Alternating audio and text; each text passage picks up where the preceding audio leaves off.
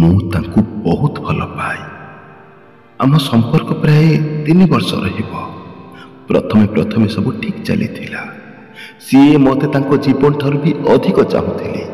ମୋ ଆଖିରେ ଟିକେ ଲୁହ ଦେଖିଲେ ନା ସିଏ ବ୍ୟସ୍ତ ହୋଇ ପଡ଼ୁଥିଲେ। ମୋ ଖୁସି ପାଇଁ ସେ କିଛି ବି କରିବାକୁ ପ୍ରସ୍ତୁତ ହୋଇଯାଉଥିଲେ। ହେଲେ ଏବେ କ'ଣ ହେଲା କେଜାଣି ମୋତେ ସିଏ ଆଉ ଆଗ ଭଳି ଭଲ ପାଉନାହାନ୍ତି। ମୋତେ ଆଗ ଭଳି ସମୟ ଦେଉନାହାନ୍ତି। ମୁଁ ତାଙ୍କୁ ଏତେ ଭଲ ପାଇ ସେ ଜାଣିକି ସୁଦ୍ଧା ମୋତେ କି ମୋ ଭଲ ପାଇବାକୁ ବୁଝିପାରୁନାହାନ୍ତି। ସାମାନ୍ୟ କଥାରେ ଝଗଡ଼ା କରୁଛନ୍ତି, ଆଉ କାହା ସହ କଥା ହେଉଛନ୍ତି, କିନ୍ତୁ ମୁଁ ପଚାରିଲେ ସେ ମିଛ କହି ମୋତେ ବୁଝାଉଛନ୍ତି। ମୋ ସହ ସମ୍ପର୍କ ସ୍ଥାପନ କରୁଛନ୍ତି, ହେଲେ ବିବାହ କଥାରେ ଭିନ୍ନ ଭିନ୍ନ ବାହାନା କରୁଛନ୍ତି। ମୋର କ'ଣ କରିବା ଦରକାର? ଏମିତି ମୋତେ କେହି ଜଣେ ପଚାରିଛନ୍ତି। ଯଦି ଆପଣଙ୍କ ଜୀବନରେ ବି ଏମିତି କିଛି ସମସ୍ୟା ଥାଏ, ତେବେ ଆପଣ ଏହି ନମ୍ବରରେ ହ୍ୱାଟ୍ସଆପ୍ରେ ଟାଇପ୍ କରି ଜଣାନ୍ତୁ, କିମ୍ବା ଏହି ଜିମେଲ୍ ଆଇଡିରେ ଆପଣ ମେଲ୍ କରିପାରିବେ, କିନ୍ତୁ କଲ୍ ନ କରିବା ପାଇଁ ଅନୁରୋଧ। ଦରକାରରୁ ଅଧିକ ମିଳିଗଲେ ନା ମଣିଷ ତାର ଆଦର କରେନି, ତାର ମୂଲ୍ୟ ବୁଝେନି। ତାହା ହିଁ ହୋଇଛି। ତାକୁ ଆବଶ୍ୟକତା ଠାରୁ ଅଧିକ ଭଲ ପାଇବା ମିଳିଯାଇଛି। ବନ୍ଧୁ, ସମ୍ପର୍କ କିପରି ବି ହୋଇଥାଉ, ଯେବେ କେହି ତୁମ ଭାବନାର ଆଦର କରୁନି, ତୁମେ କେତେ ବି ଭଲ ହୋଇଥାଅ, ତୁମେ କେତେ ବି ଠିକ୍ ହୋଇଥାଅ, ସିଏ ତୁମ ପାଖରେ ଦୋଷ ବାହାର ହିଁ କରିନେଉଛି। ତୁମେ ତାଙ୍କୁ କେତେ ବି ରେସ୍ପେକ୍ଟ ଦିଅ, ତୁମେ ତାଙ୍କ ପାଇଁ କେତେ ବି ଚିନ୍ତା କର, କିନ୍ତୁ ତାଙ୍କୁ ଏଥିରେ କିଛି ଫରକ ପଡ଼ୁନି। ତାଙ୍କର ଏମିତି ନିଷ୍ଠୁର ବ୍ୟବହାର ପାଇଁ ତୁମକୁ କେତେ କଷ୍ଟ ହେଉଛି, ତୁମ ଉପରେ କ'ଣ ବିତୁଛି, ତାଙ୍କୁ କିଛି ଫରକ ପଡ଼ୁନି। ତେବେ ବନ୍ଧୁ, ଏହା ଦୁଇ ପାଖିଆ ପ୍ରେମ ହେଲା କେମିତି? ଏହା ତ ଏକତରଫା ପ୍ରେମ ହୋଇଗଲା ନା, ଯେଉଁଠି ସବୁତକ ଭାବନା ତୁମର, ଯେଉଁଠି ସବୁତକ ତ୍ୟାଗ ତୁମର, ସବୁତକ କର୍ମ ବି ତୁମର, ଏଥିରେ ତାଙ୍କ ଆଡ଼ୁ କିଛି ବି ନାହିଁ। ଏହା ତ ଏକତରଫା ପ୍ରେମ ହେଲା ନା। ତୁମର ଭୁଲ ଥାଉ କି ନ ଥାଉ, ବାରମ୍ବାର ତାକୁ ସରି କହୁଛ। ତୁମେ ତାଙ୍କ ଆଗରେ କାନ୍ଦୁଛ, ତାଙ୍କୁ ବୁଝେଇବାକୁ, ତାଙ୍କୁ ମନେଇବାକୁ, ତାଙ୍କ ମୁହଁରେ ଟିକେ ହସ ଫୁଟେଇବାକୁ, ତାଙ୍କ ଓଠରେ ତୁମ ପାଇଁ ଟିକେ ପ୍ରେମ ଭରା କଥା ଶୁଣିବାକୁ ତୁମେ ବହୁତ ଚେଷ୍ଟା କରୁଛ। ହେଲେ ଲାଭ କ'ଣ ହେଉଛି? କିଛି ମୁହୂର୍ତ୍ତ ପାଇଁ ସେ ତୁମର ହୋଇଯାଉଛନ୍ତି, ପୁଣି ତାପରେ ପୂର୍ବ ଭଳି ଯାହାକୁ ସେଇଆ। ଏସବୁର ଅର୍ଥ ବୁଝିପାରୁଛ ତ? ସିଏ ତୁମର କେବଳ ବ୍ୟବହାର କରୁଛି, ଆଉ ତୁମେ ବିନା ମତଲବରେ ତା ପାଇଁ ଖର୍ଚ୍ଚ ହୋଇ ଚାଲିଛ, ଯାହାର କିଛି ଲାଭ ନାହିଁ। ଘରେ ଗୋଟିଏ ବୁଲା କୁକୁରଟିଏ ପାଳିକି ଦେଖ, ତାକୁ 2 ଦିନ ଅଳ୍ପ ଭଲ ପାଇବା ଦେଇକି ଦେଖ, ତାର ଯତ୍ନ ନେଇକି ଦେଖ, ଦେଖିବ ସିଏ ମରିବା ପର୍ଯ୍ୟନ୍ତ ତୁମ ପାଖେ ପାଖେ ରହିବ।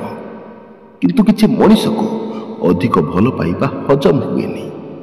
ତାଙ୍କୁ ଯେବେ ତୁମେ ଅଧିକ ଭଲ ପାଇଥାଅ, ସିଏ ନିଜକୁ କୌଣସି ରାଜକୁମାର ବା କୌଣସି ରାଜକୁମାରୀ ଭାବି ନିଅନ୍ତି।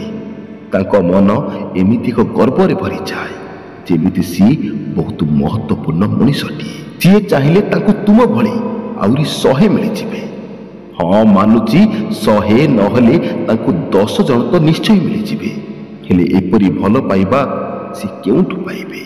ବାସ୍ ଏଇ କଥାଟା କାହିଁକି କେଜାଣି ସେ ବୁଝିପାରନ୍ତିନି। ଆଉ ତାଙ୍କୁ ଏହା ଠିକ୍ ସେ ବୁଝେଇ ଦେବା ଦରକାର, ନଚେତ୍ ସିଏ ଏମିତି ମିଛ ଗର୍ବରେ ଅନ୍ଧ ହୋଇ ତୁମକୁ କଷ୍ଟ ଦେଇ ଚାଲିଥିବେ। ଆରେ କେତେ ଦିନ, ଆଉ କେତେ ଦିନ ତାଙ୍କ ଆଗରେ ନିଜର ଆତ୍ମସ୍ୱାଭିମାନକୁ ହରେଇ ଚାଲିଥିବ। ଯଦି ଏବେ କିଛି ପଦକ୍ଷେପ ନ ନିଅ, ତେବେ ଜୀବନ ସାରା ପଶ୍ଚାତାପରେ ତୁମେ ଚଳିବ। ଆଉ ଯଦି ତାକୁ ତାର ଭୁଲ ଜଣେଇଦେଲ, ତେବେ ସିଏ ଅନୁଭବ କରିପାରିବ କି ସିଏ କେତେ ବଡ଼ ଭୁଲ କରୁଥିଲା। ସିଏ ନେଇ ଚାଲିଛି, ଆଉ ତୁମେ ବାସ୍ ଦେଇ ଚାଲିଛ। ଏବେ ତାଠାରୁ ପାଇବା ସମୟ ଆସିଗଲା। ଆରେ ବନ୍ଧୁ, ତୁମ ପ୍ରେମ କ'ଣ ଏତେ ଶସ୍ତା, ଯାହାର ମୂଲ୍ୟ ସେ କଉଡ଼ିର ଦାମ ବି ଭାବୁନି?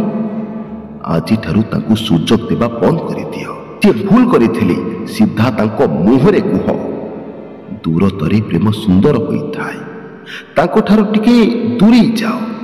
ଏଠି ଦୂରେଇ ଯିବାର ଅର୍ଥ ଏହା ନୁହେଁ କି ତାଙ୍କ ଉପରୁ ନଜର ହଟାଇ ଦେବା, କାରଣ ନଜର ଥିଲେ ହିଁ ଜାଣିପାରିବ ତାଙ୍କର ଏମିତି ବଦଳି ଯିବା ପଛରେ କାରଣଟି କ'ଣ।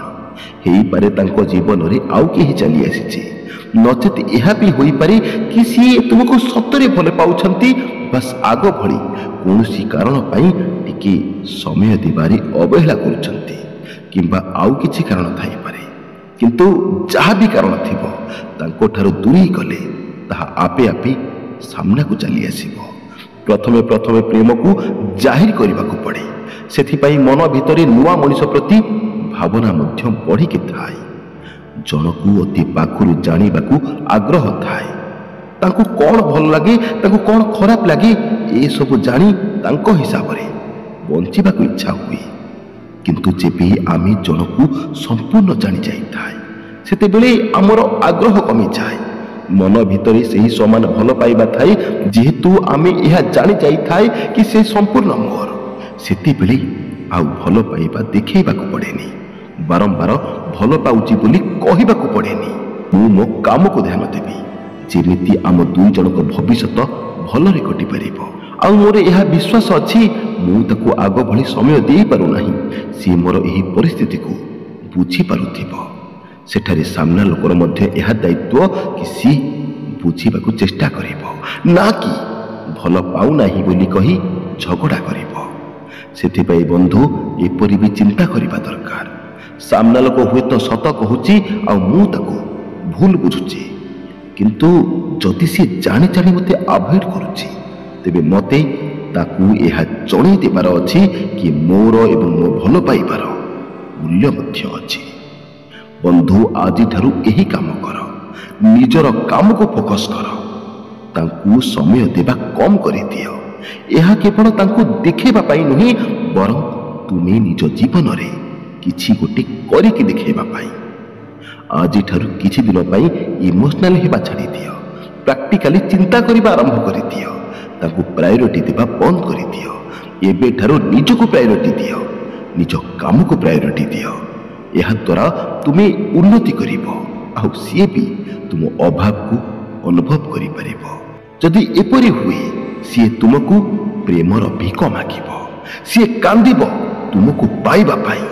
କିନ୍ତୁ ସେଦିନ ଆସିବା ପାଇଁ ତୁମେ ଏମିତି କରନି, ବରଂ ସତକୁ ସତ ନିଜକୁ ଉନ୍ନତି କରିବା ପାଇଁ ଏମିତି କର। ଯଦି ସିଏ ଜୀବନରେ ପୁଣି ଥରେ ଫେରିବେ, ଦେଖିବ ସିଏ ତୁମକୁ ଜାଣିବାକୁ ପୁଣି ଥରେ ଚେଷ୍ଟା କରିବେ, କାହିଁକି ନା ସିଏ ଏବେ ତୁମର ବଦଳି ଯାଇଥିବା ନୂଆ ରୂପକୁ ଦେଖିବ, ତୁମର ନୂତନ ବ୍ୟକ୍ତିତ୍ୱକୁ ଦେଖିବ। ସିଏ ତୁମକୁ କନଭିନ୍ସ କରିବାକୁ ଚେଷ୍ଟା କରିବ। ଦେଖିବ ସେତେବେଳେ ତୁମକୁ ଆଉ ପ୍ରେମ ପାଇଁ କି ସମୟ ପାଇଁ ତାଙ୍କ ଆଗରେ ଅଭିଯୋଗ କରିବାକୁ ପଡ଼ିବ ନାହିଁ। ନ ମାଗିକି ସିଏ ତାଙ୍କର ସମ୍ପୂର୍ଣ୍ଣ ପ୍ରେମ ତୁମ ନାଁରେ କରିଦେବେ। ତାପରେ ତୁମ ଇଚ୍ଛା ତାକୁ ନିଜର କରିପାର, ନହେଲେ ଦୂରେଇ ଦେଇପାର। କିନ୍ତୁ ତା ପାଇଁ ତୁମକୁ ପ୍ରଥମେ ବଦଳିବାକୁ ହେବ, ଜୀବନରେ ଅନୁଶାସନ ଆଣିବାକୁ ପଡ଼ିବ। ଗୋଟିଏ ଜିଦ୍ଦି ଏପରି କରିବାକୁ ପଡ଼ିବ କି ମୋତେ ଏପରି ସଫଳ ବ୍ୟକ୍ତିତ୍ୱ ତିଆରି କରିବାର ଅଛି, ଯେମିତି ସିଏ ମୋତେ ହରାଇବାକୁ ଡରିବ, ମୁଁ ତାଙ୍କୁ ନୁହେଁ। ଭୁଲ କହିଛି କି ଠିକ୍ କହିଛି, ମୋତେ କମେଣ୍ଟରେ ନିଶ୍ଚୟ ଜଣାନ୍ତୁ। ଭଲ ଲାଗିଥିଲେ ଲାଇକ୍ କରନ୍ତୁ, ସାଙ୍ଗମାନଙ୍କ ସହ ସେୟାର କରନ୍ତୁ। ଜୟ ଶ୍ରୀ ଜଗନ୍ନାଥ, ଜୟ ଶ୍ରୀକୃଷ୍ଣ। ଧନ୍ୟବାଦ।